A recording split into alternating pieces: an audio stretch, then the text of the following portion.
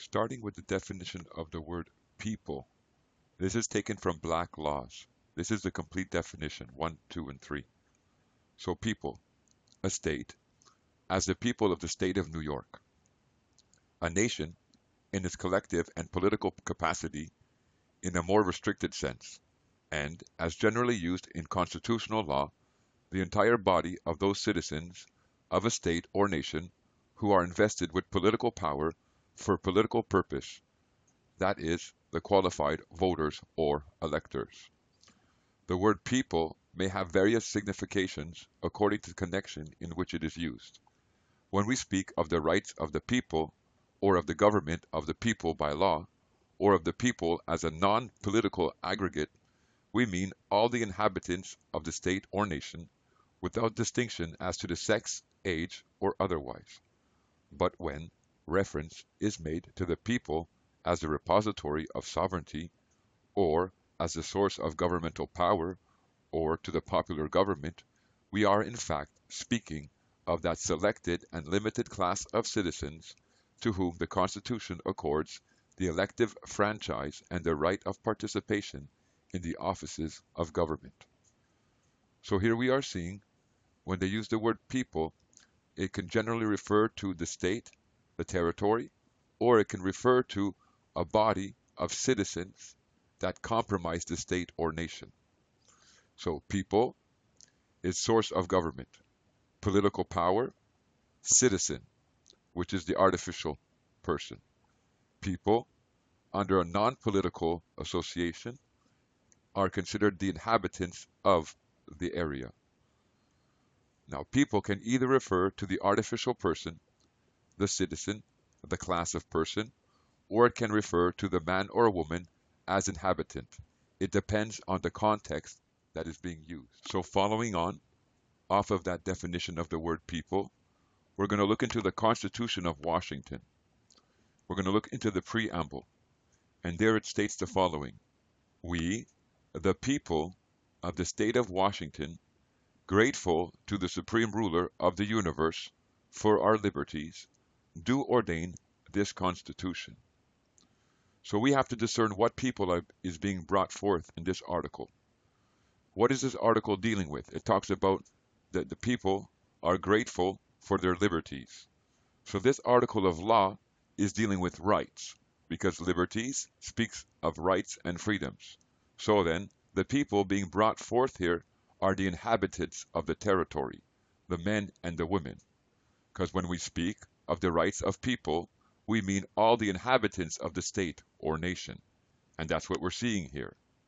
Now, following this, continuing on in the Constitution of Washington, Article 1, it says, all political power is inherent in the people, and governments derive their just powers from the consent of the governed and are established to protect and maintain individuals' rights. So when you look at the word people here, what is that referring to now, the people? Well, it's talking about a political power. So the people that's being referred to in this article of law is the artificial entity, because people, as the source of governmental power or to popular government, we are in fact speaking of that selected and limited class of citizens. So the people here refer to the citizen, and we know the citizen is under subjection, is under allegiance to the executive powers, and they are being placed into servitude, and they're being forced into recognition as a person before the law. So in one verse we see the people coming out as the natural, the man and the woman, and the second verse we see the people is the citizen, the artificial entity, and that's in the Constitution of Washington.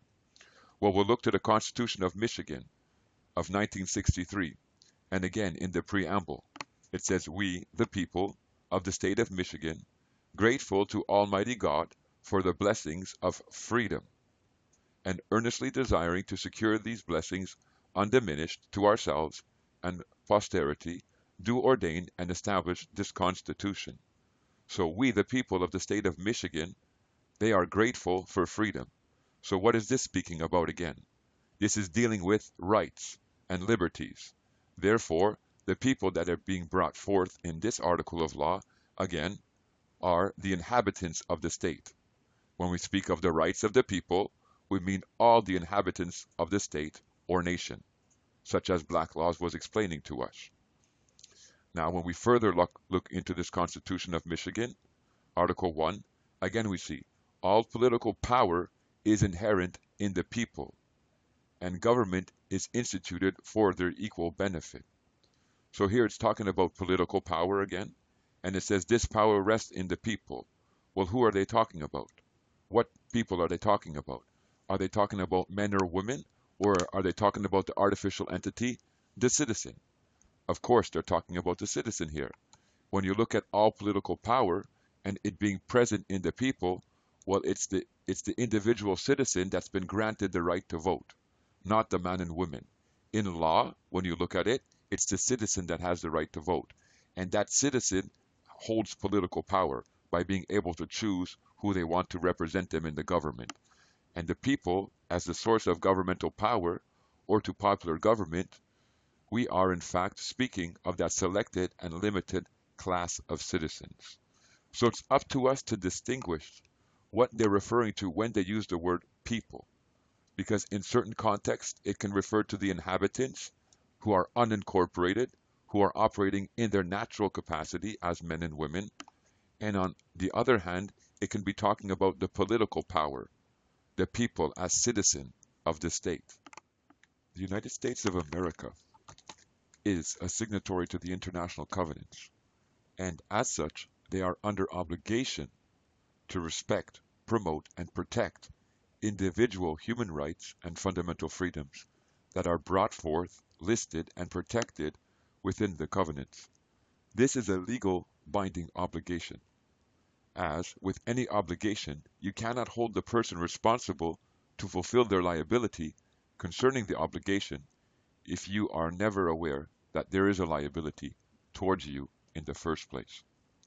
The United States of America has to ensure that when we seek to exercise these rights, that they are executable. The natural rights, the fundamental human rights that the USA has an obligation to ensure, protect, and promote are all listed and set forth in the present covenants, which are the International Covenant on Civil and Political Rights and the International Covenant on Social, Economic, and Cultural Rights. When you look into the International Covenant on Civil and Political Rights, Article 2.1, you find the following statement. Each state party to the present covenant undertakes to respect and to ensure to all citizens within its territory and subject. No, that's not what it said, right?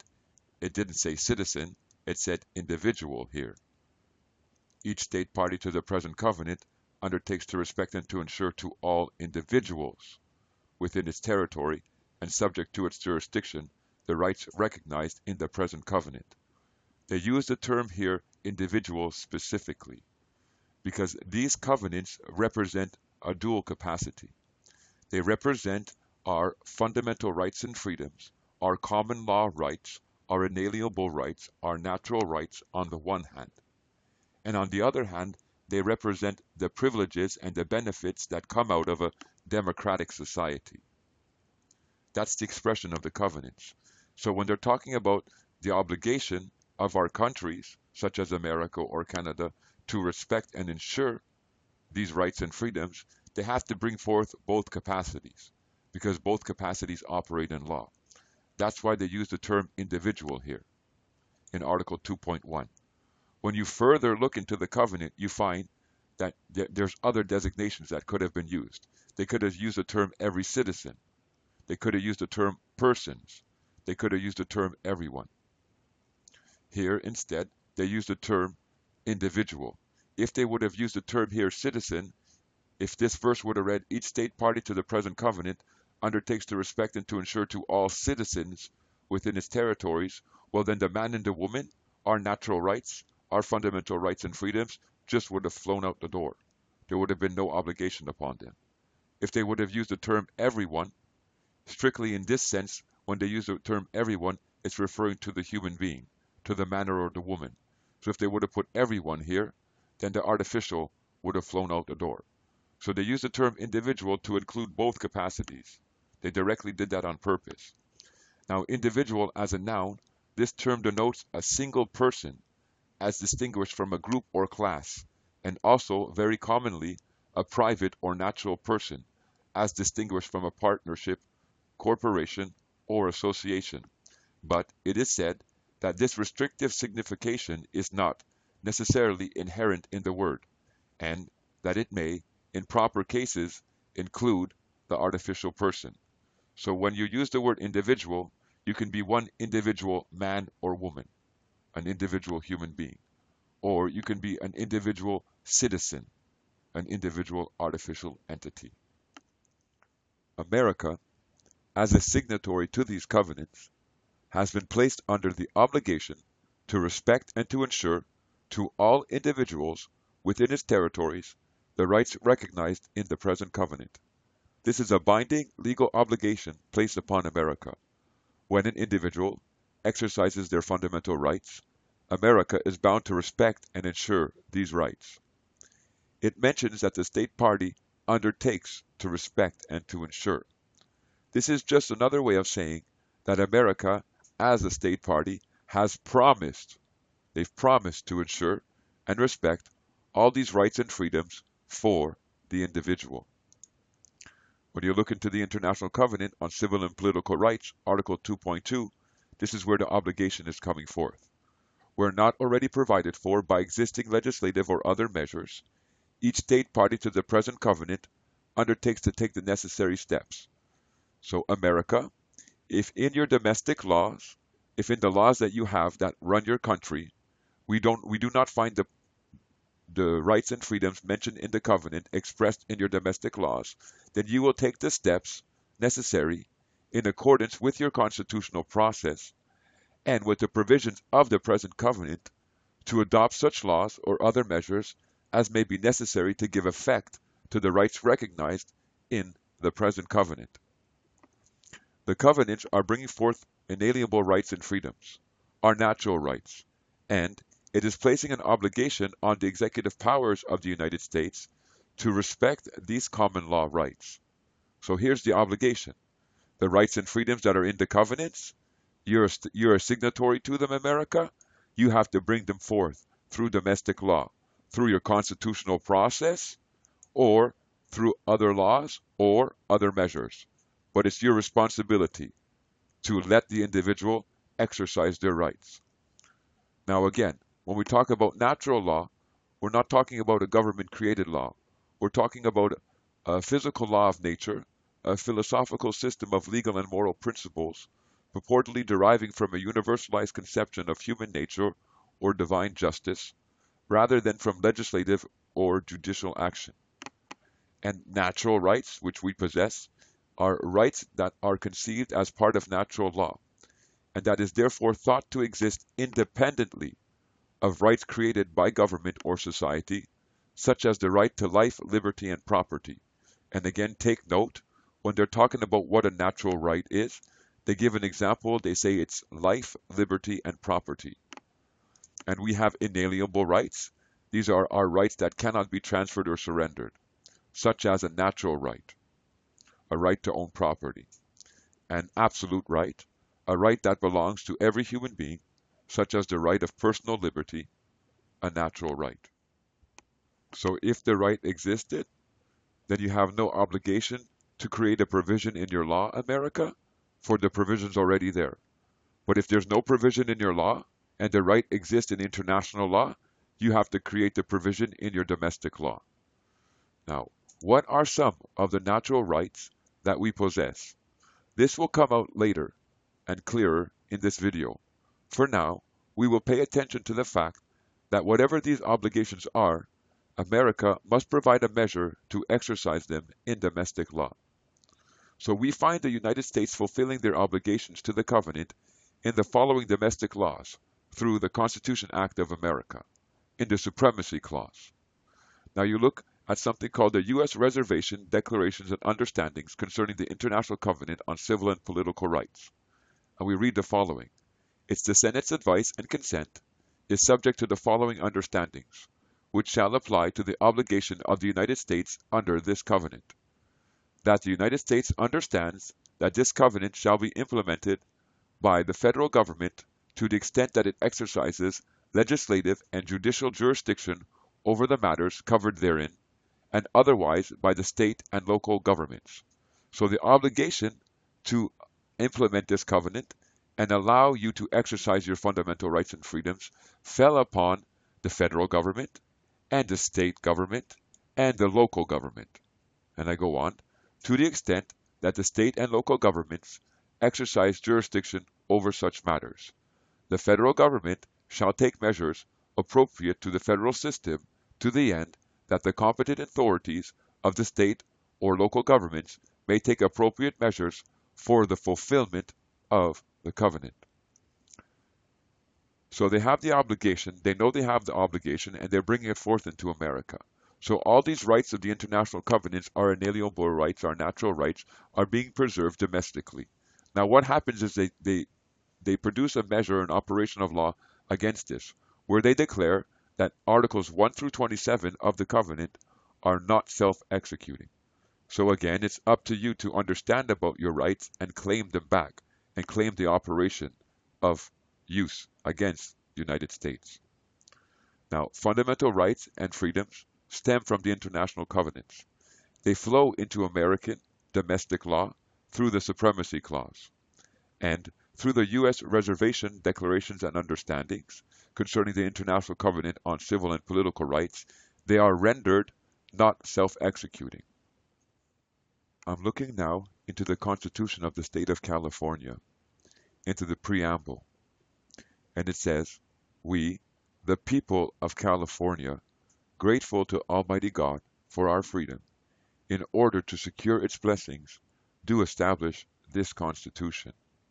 So here again, they're talking about the people of California. And the people that's being brought forth is the inhabitants, the men and the women.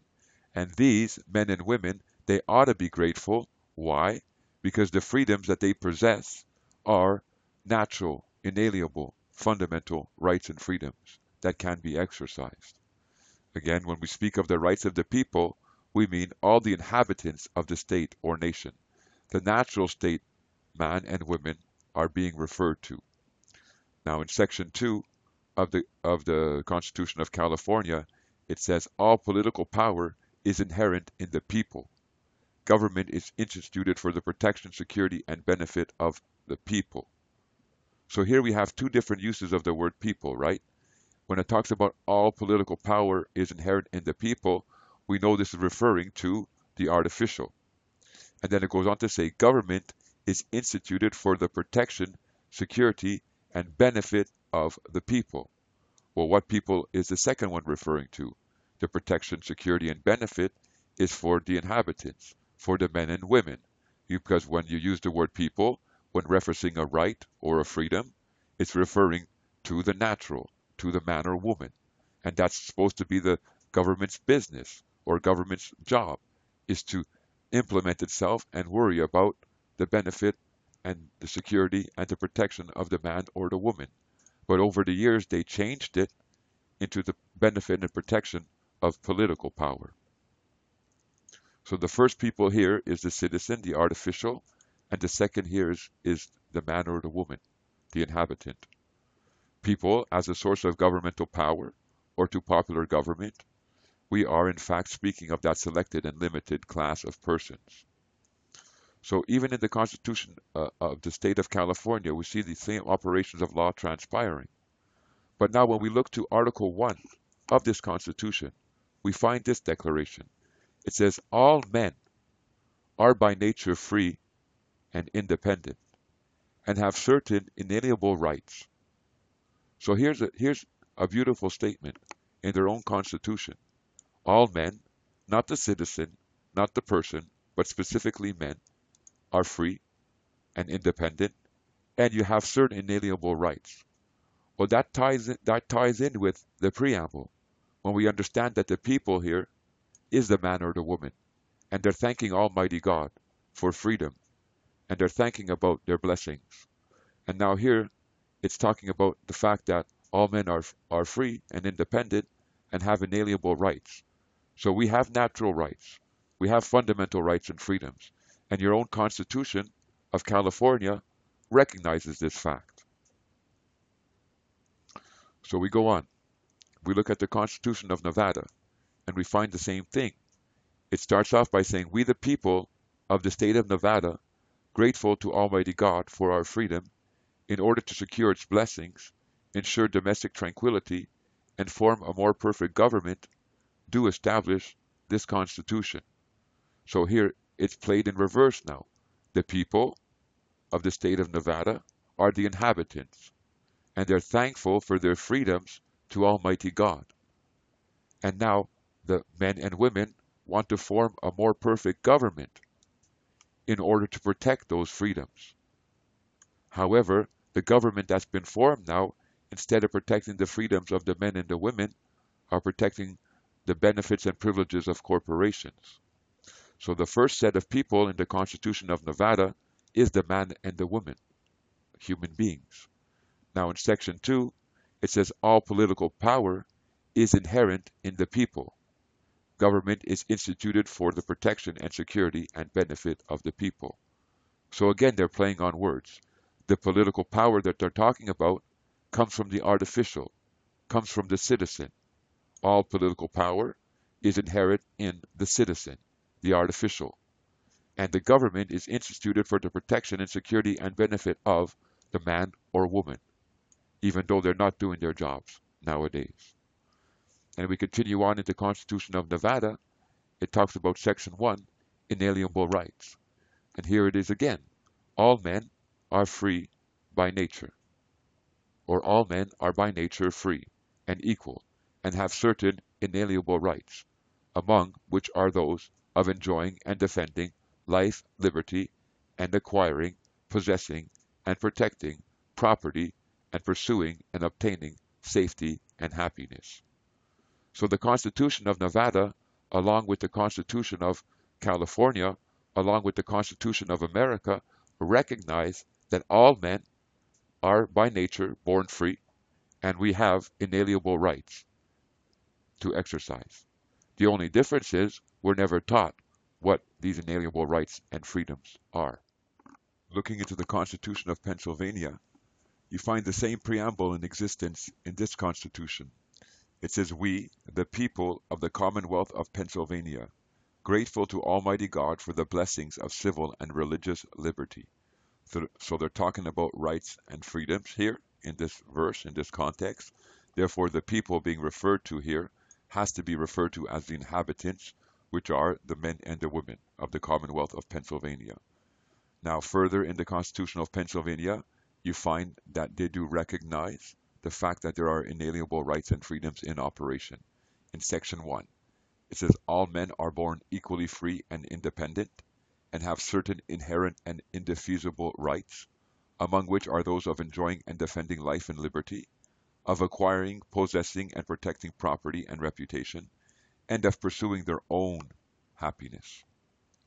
So when you look at the word people within these constitutions, you have people of Nevada, people of California, people of Pennsylvania.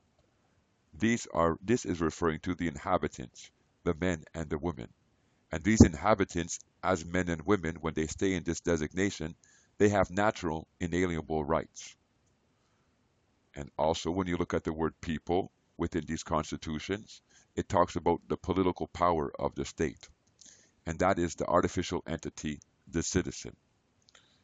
What the state party, what America wants to do is not recognize you as an inhabitant on the land as a man or woman with your natural inalienable rights, but they want to recognize you as a citizen, that artificial entity, because by doing so, they create domestic laws, regulations, and enactments that rule and control your actions. They apply their laws against you. But if you stay in your natural capacity, you're not forced. One of your inalienable rights is you're not forced to have to associate with the government, to take recognition as a citizen, to enter into recognition as an artificial entity. So it breaks their power or their hold over your life. That's why they don't teach us what our fundamental rights and freedoms are. Now, in the Constitution of Nevada, it talks about inalienable rights. We saw that, right? Where it said all men are by nature free and equal and have certain inalienable rights. And then they mention what some of these rights are. talked about defending life and liberty, acquiring, possessing, and protecting property, and pursuing and obtaining safety and happiness. When we looked into the Constitution of Pennsylvania, we saw the same thing. It stated that all men are born equally free and independent and have certain inherent and indefeasible rights, among which are those of enjoying and defending life, liberty, of acquiring, possessing, and protecting property and reputation, and of pursuing their own happiness. So every time they're talking about natural rights, inherent rights, common law rights, fundamental rights, and freedoms, they're giving an example. They mention life, liberty, and property. And again, when we look in the Constitution Act of California, Article 1, all men are by nature free and independent and have certain inalienable rights, among those which are of enjoying and defending life, liberty, acquiring, possessing, and protecting property, and pursuing and obtaining safety and happiness. Once again, Constitution of the State of Illinois. So what are we seeing? In all of these states, the same operation of law, the same mechanism of law is available. It says that we recognize that there are inhabitants within the state, and these inhabitants are men and women. And these men and women have natural rights and fundamental rights and freedoms, and they're allowed to and they're supposed to be able to operate them. So if the men and women who were living on these state territories understood these natural fundamental rights and freedoms and invoked them, then they have the mechanism to stand against what the government is trying to do to them.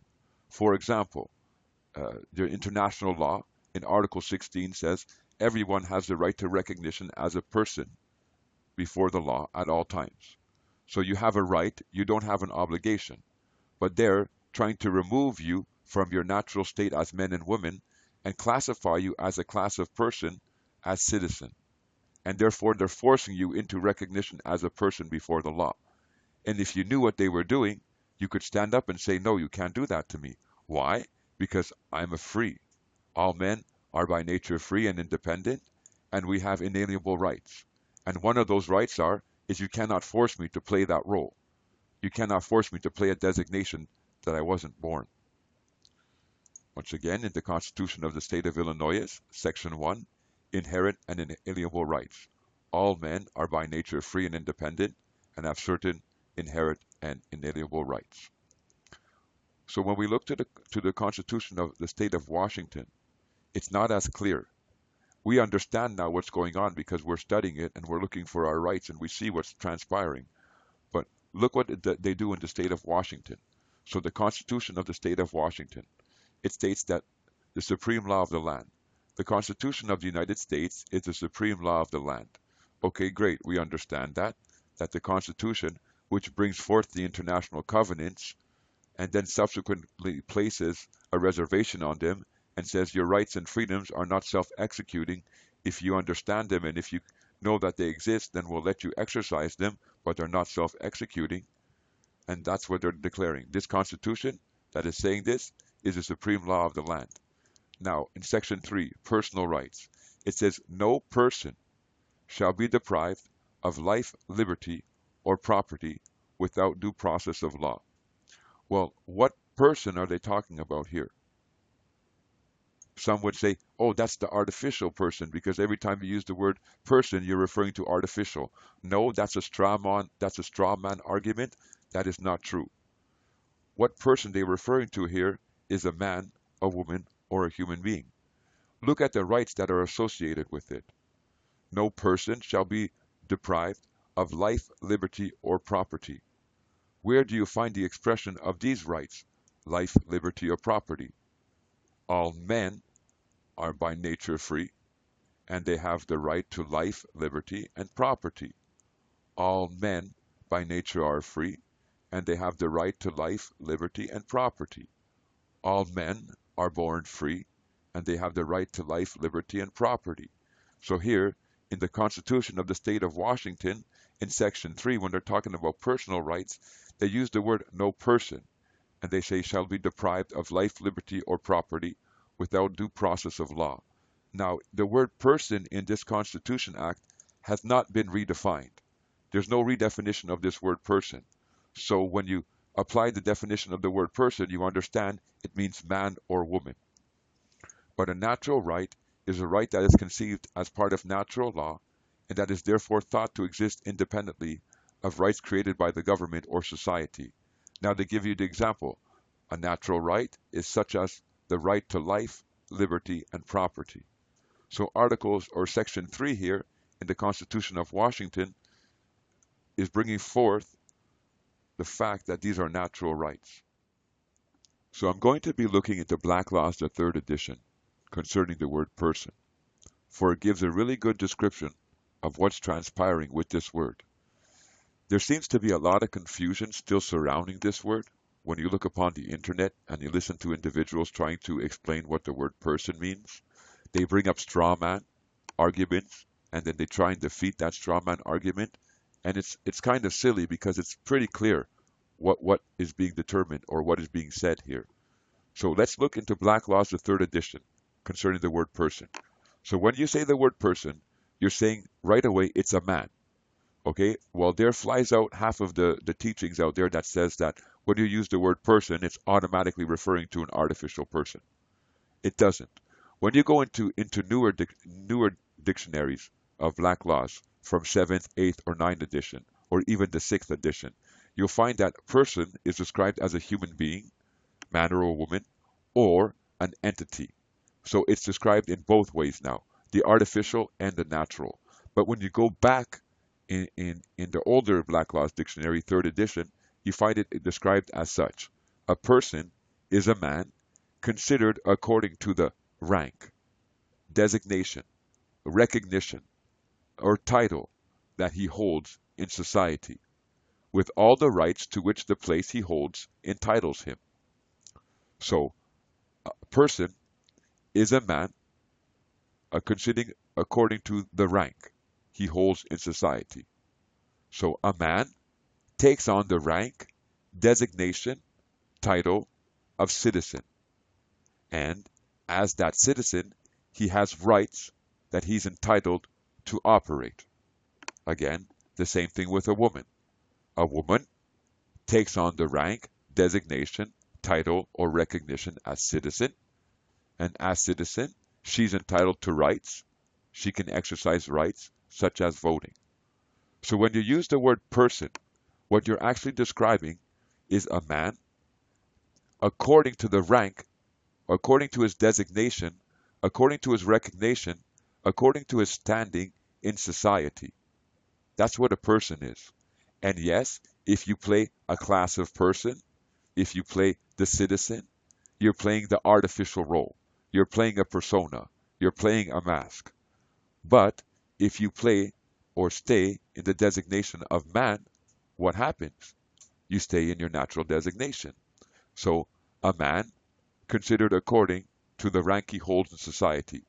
I hold my rank, I keep my recognition, I keep my designation as man. And then what happens? I'm afforded all the rights that is entitled to me under this designation as man. So when I go back up here in the Washington Constitution in Section 3, where it says personal rights, and it says no person shall be deprived of life, liberty, or property, we have to figure out person here, what is it referring to? What rank are they talking about? Are they talking about artificial or are they talking about natural? Are they talking about a man or a woman? We have to look at the right that's associated with the designation, life, liberty, and property. We know that these are natural rights. Therefore, the person that is being brought forth here in this article of law is the man or woman. And we understand that the rank here that the word person is bringing forth is a natural capacity. It's the man or the woman. Now, people, the term, is more extensive than man. We saw that throughout this video. It may include artificial beings as corporations. We saw the people of the state, and then we saw political powers of the people. Now, people can mean man or artificial. A person is a man or woman entitled to all the rights, natural rights, fundamental rights, and freedoms, depending on your designation. So you can use the word person and refer to yourself as a man or woman, making the designation or distinction that you're operating from your natural rights, your fundamental rights and freedoms, and this is fine. But if you use the word person and don't make the designation or distinction of what rank you're talking about, or what position you're holding, or what designation you're taking within that society, then they're going to automatically try to render that person that you're claiming to be an, an artificial entity, something that was created by law, something that was not born into existence. And when you look at the definition of an artificial entity, it's an entity such as a corporation created by law and given certain legal rights and duties of a human being. It's a being, real or imaginary, who for the purpose of legal reasoning is treated more or less as a human being.